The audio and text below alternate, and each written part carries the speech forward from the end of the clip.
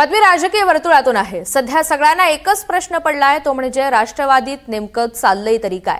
उपमुख्यमंत्री एकनाथ शिंदे यांच्या मुंबईमधील नंदनवन या शासकीय निवासस्थानी काल रात्री जयंत पाटील आणि जितेंद्र आव्हाड यांनी भेट घेतल्याचं समजतंय।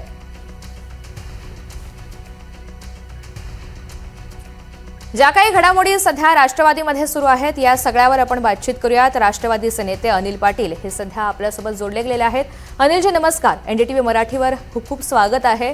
पहिला प्रश्न माझा हाच आहे, राष्ट्रवादीमध्ये नेमकं घडतंय तरी काय?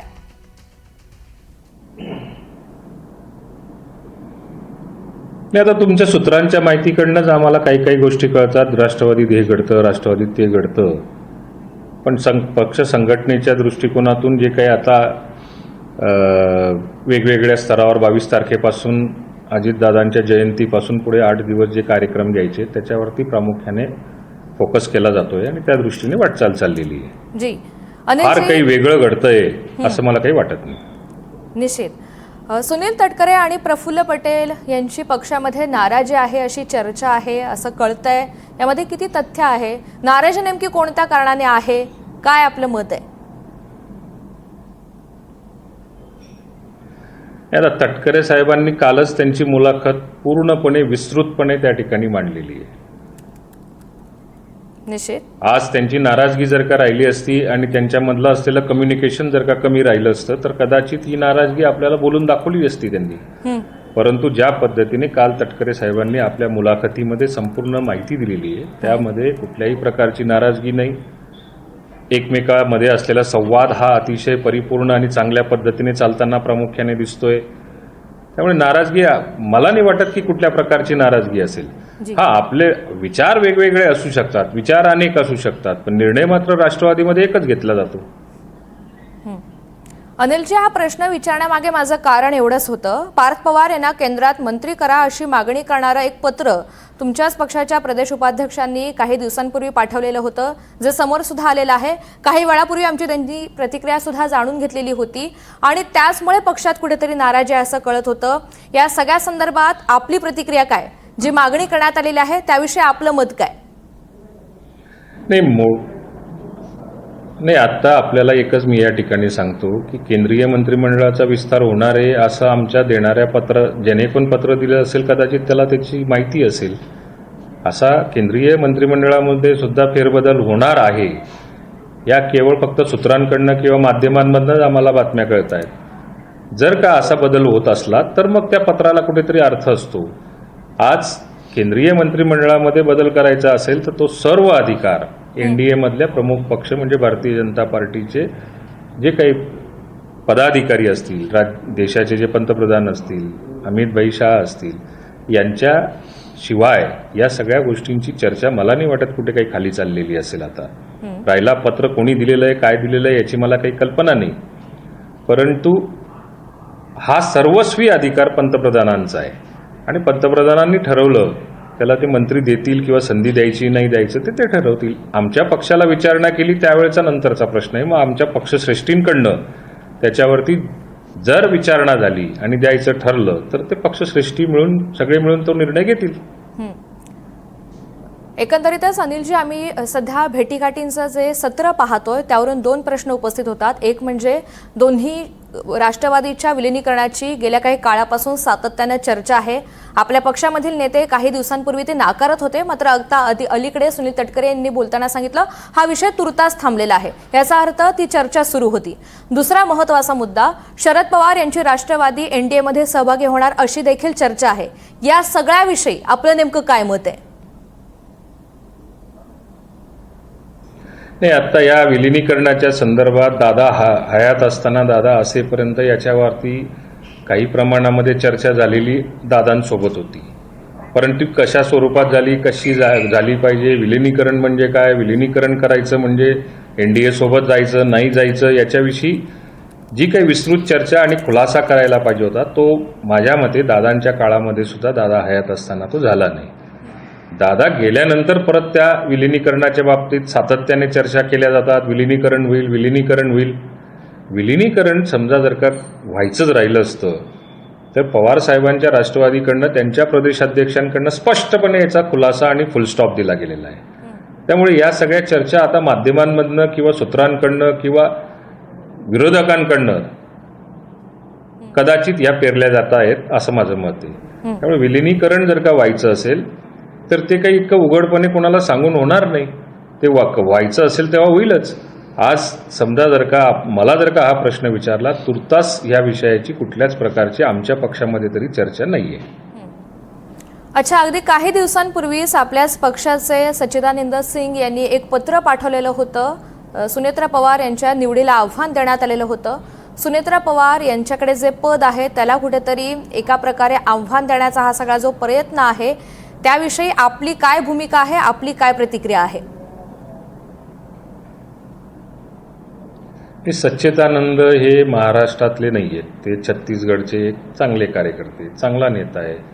पक्षाकरता त्यांच्या भावना कदाचित चांगल्या असतील आणि ज्या पद्धतीने त्यांनी ते पत्र दिलेलं आहे, खरं तर ते पत्र त्यांना कोणत्या हेतूने दिलं असेल किंवा काय हेतू असेल याचा खुलासा हे तेच करू शकतील. त्यांचं जे काही मी मुलाखत ऐकली त्याच्यामध्ये त्यांनी प्रामुख्याने सांगितलं की पक्षाला मजबूती येण्याच्या दृष्टिकोनातून मी हे पत्र दिलेलं आहे. मुळात एक स्पष्टपणे मी आपल्या माध्यमातून महाराष्ट्राच्या जनतेला एक आश्वासित करतो की 100% कायद्याने आणि राष्ट्रवादी काँग्रेस पक्षाच्या घटनेनुसार सुनेत्रा वहिनींची निवड झालेली आहे. त्यामुळे त्यांनी नोटीस जरी पाठवलेली असेल तर त्या नोटीसला पक्षश्रेष्ठींकडनं उत्तर द्यायचं किंवा नाही द्यायचं ते योग्य वेळी ते ठरवलं जाईल. परंतु हे करण्याच्या अगोदर त्यांनी त्यांचं मत समजा जर का ज्यावेळी नॅशनल कन्व्हेन्शन झालं त्यामध्ये सुनेत्रा वहिनींची निवड ही देशातल्या सगळ्या प्रमुख जे काही कार्यकर्ते होते जे त्या ठिकाणी आमंत्रित होते त्यांच्या साक्षीने त्या ठिकाणी झालेली आहे. याचं इलेक्शन कमिशनला सुद्धा त्याची संपूर्ण माहिती दिली गेलेली आहे. इलेक्शन कमिशनने सुद्धा ते ॲक्सेप्ट केलेलं आहे. म्हणल्यानंतर आता कोणीतरी नोटीस येईल आणि त्याच्यावर इतकी मोठी चर्चा होईल की आमच्या राष्ट्रीय अध्यक्षांच्या बाबतीमध्ये क्वेश्चन मार्क तयार होईल. असं कसं होऊ शकतं? शेवटी आम्हालाही प्रदीर्घ अनुभव आहे. 30-30, 40-40 वर्षापासून काम करणारे आमच्या पक्षात सुद्धा नेते आहेत. या सगळ्यांच्या साक्षीने समजा जर का ही निवड झालेली असेल तर कोणीतरी एखाद्याने नोटीस पाठवली आणि आमच्या नॅशनल लीडरला समजा जर का असं टार्गेट केलं जात असेल किंवा कुठेतरी त्याला कटघऱ्यामध्ये उभं करण्याचा प्रयत्न जर का केला जात असेल तर तो चुकीचा आहे. मला असं वाटतं की याच्यावरती पक्षश्रेष्ठींनी चर्चा केलेली असेल आणि त्यांना नोटीसला उत्तर द्यायचं का नाही द्यायचं किंवा पक्षाचं समजा जर का याच्यामध्ये कुठे काही बदनामी होत असेल, पक्षाचं हित जोपासलं गेलं नसेल तर नक्की त्यांना या एक नोटीस देऊन त्याला विचारणा केली जाईल आणि योग्य ती कारवाई सुद्धा केली जाईल. निश्चित. अच्छा अनिलजी, शरद पवार यांची राष्ट्रवादी NDA मध्ये जर सहभागी होणार असेल तर त्याविषयी आपल्या पक्षाची काय भूमिका असणार आहे? आपण त्याला पाठिंबा देणार की आपली विरोधातली भूमिका असेल? नाही, याच्यात विरोध असण्याचं काही आमचं कारणच नाही. शेवटी पवार साहेबांनी NDA सोबत याच्यासुद्धा अगोदर अनेक वेळा जाण्याचा प्रयत्न केलेला आहे. 2014ला त्यांनी भारतीय जनता पार्टीला राज्यात पाठिंबा दिला होता. त्याच्यानंतर 17ला सुद्धा जाण्यासाठी चर्चा केली, 19ला सुद्धा जाण्यासाठी आम्ही सकाळचा शपथविधी घेतला. त्याच्या आधी महिनाभर सरकार स्थापन झालं नव्हतं त्यावेळी सुद्धा त्यांनी चर्चा केली होती. 22ला सुद्धा भारतीय जनता पार्टीबरोबर आपण सत्तेत जावं, मग शिंदे साहेब 1 महिन्यानंतर गेले त्यावेळी चर्चा झाली होती. अनेक वेळा या चर्चा झालेल्या आहेत. मला असं वाटतं की हा पाठिंबा त्यांनी द्यायचा नाही द्यायचा हा त्यांच्या पक्षाचा अधिकार आहे, त्या पक्षाचा निर्णय आहे. त्यामुळे ते देत असतील तर आमचं दुमत असण्याचं काही कारणच नाही. त्यांचं स्वागतच केलं जाईल. निश्चित. पुन्हा त्या भेटीगाठीच्या मुद्द्यांकडे मी येते. अगदी अलीकडेच सुनील तटकरे, प्रफुल्ल पटेल हे मुख्यमंत्री देवेंद्र फडणवीस यांना भेटले. मात्र या भेटीविषयी सुनेत्रा पवार आणि पार्थ पवार यांना कल्पना नव्हती. त्यांना अंधारात ठेवून ती भेट झाली अशी चर्चा आहे, असा आरोप आहे. या आरोपांमध्ये कितपत तथ्य आहे? नाही, आता तटकरे साहेब आणि प्रफुल्ल पटेल साहेब हे काही मुख्यमंत्र्यांना, देशाच्या पंतप्रधानांना, हमीदभाई शाह यांना काही पहिल्यांदा भेटतायत आणि चोरून लपून भेटतायत असं काही समजण्याचं कारण नाही. ते अनेक वेळा भेटतात. प्रफुल्ल पटेल साहेब ते सुद्धा खासदार आहेत, तटकरे साहेब खासदार आहेत. त्यांचे वैयक्तिक लोकसभा मतदारसंघातले प्रश्न असू शकतात काही कार्यकर्त्यांचे प्रश्न असू शकतात, काही आमदारांनी गराणे मांडले असतील त्याच्या संदर्भात असणार, किंवा पक्षाकडनं समजा जर काही चर्चा चालू असतील तर त्याच्यामध्ये चर्चेमध्ये आणखी काही चर्चा करायची असेल त्याच्याकरता असू शकणार आहे. याचा अर्थ ते लपून छपून भेटले असं समजण्याचं काहीही एक कारण नाही. तटकरे साहेब आणि प्रफुल्ल पटेल साहेब हे सातत्याने देशातल्या अनेक नेत्यांना सातत्याने भेटत असतात, त्यामुळे याच्यात गैर असण्याचं काही कारण नाहीये. राहिला ह्या सगळ्या गोष्टीची भेट झाल्यानंतर दुसऱ्या दिवशी त्यांनी आदरणीय सुनेत्रा वहिनींना याची पूर्ण कल्पना दिली की काय कारण होतं, काय होतं. त्या ठिकाणी योगायोग की जयंत पाटील साहेब आले, त्यांच्या मतदारसंघामधल्या नगराध्यक्षाच्या बाबतीमध्ये त्या ठिकाणी ते चर्चा करून त्याच्यात काही न्याय मिळू शकतो का किंवा त्यांना काही मदत होऊ शकते का, हा केवळ योगायोग. परंतु तिथे गेल्यानंतर त्यांचं आणि यांची भेट झालीच नाही असंच तटकरे साहेबांनी मला माझ्या माहितीनुसार कालच आपल्यासमोर सांगितलेलं आहे. त्यामुळे मला असं वाटतं की याच्यामध्ये भेटण्याचं काही गैर नाही आणि ते काही लपून छपून गेले नाही, ते राजरोसपणे आतापर्यंत जात आले आणि पुढेही जात राहतील. पण एकंदरीतच पक्षाशी निगडीत ज्या काही घडामोडी घडतात त्यानुसार कुठेतरी संशय कल्लोळ निर्माण होतोय असं म्हणावं लागेल. कार्यकर्त्यांमध्ये कुठेतरी संभ्रमाचं वातावरण आहे असं म्हणावं लागेल. मात्र यामुळे पक्षाचं नुकसान होतंय असं तुम्हाला वाटतंय का? आणि ते संपवण्यासाठी कुठेतरी प्रयत्न केले पाहिजेत, हे सुद्धा तितकंच गरजेचं आहे असं वाटतंय? नाही, मला असं वाटतं की आमच्यामध्ये कुठलाच प्रकारचा कल्लोळ नाही, आमच्यामध्ये कुठले वादविवाद नाही. आमच्यामधल्या पक्षाच्या अंतर्गत चर्चा असतील त्या चर्चा सातत्याने होत असतात. आमच्यातले काही निर्णय प्रक्रिया करायची असेल त्यामध्ये सुद्धा सगळे सहभागी असतात. हा केवळ कल्लोळ हा कुठून तरी पेरला जातोय किंवा कुठून तरी बाहेरून त्याची कल्लोळ निर्माण करण्याचा प्रयत्न केला जातोय. पण मला जितकं कळतं की मी जितका पक्षाच्या कार्यक्रमांमध्ये किंवा प्रत्येक कार्यामध्ये सहभागी होतो त्यात असल्या प्रकारचा कुठलाही कल्लोळ मला तरी काही दिसत नाही. त्यामुळे संशयाचं वातावरण महाराष्ट्रातले कार्यकर्ते ठेवणार नाही.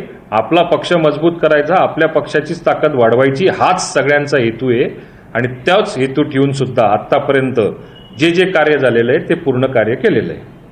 अच्छा, आपल्या पक्षामध्ये काही इन्कमिंग होणार आहे का? शरद पवार यांच्या राष्ट्रवादीकडून कोणी आमदार खासदार आपल्या संपर्कात आहे, तशी काही चर्चा घडतीये? नाही, आता तसं म्हणायला गेलं तर बरेचसे लोकप्रतिनिधी जे असतील ते आमच्या पक्षश्रेष्ठींच्या संपर्कात आहेत. पण एखाद्या पक्षाला आपण हे न करता आता ह्या सगळ्या गोष्टींची चर्चा जी ती वरिष्ठ स्तरावरची आहे, त्यामुळे माध्यमांसमोर कोण येणार काय जाणार ही गोष्ट आत्ता बोलणं काही उचित वाटत नाही. आत्ता सध्या इन्कमिंगच्या बाबतीमध्ये तसला कुठला विचार आमच्या पक्षात तरी केला जात नाही. निश्चित. या सगळ्या घडामोडींच्या संदर्भात अनिलजी आपण सविस्तर भाष्य केलं आणि प्रतिक्रिया आपली व्यक्त केली, भूमिका मांडली, त्यासाठी खूप खूप धन्यवाद.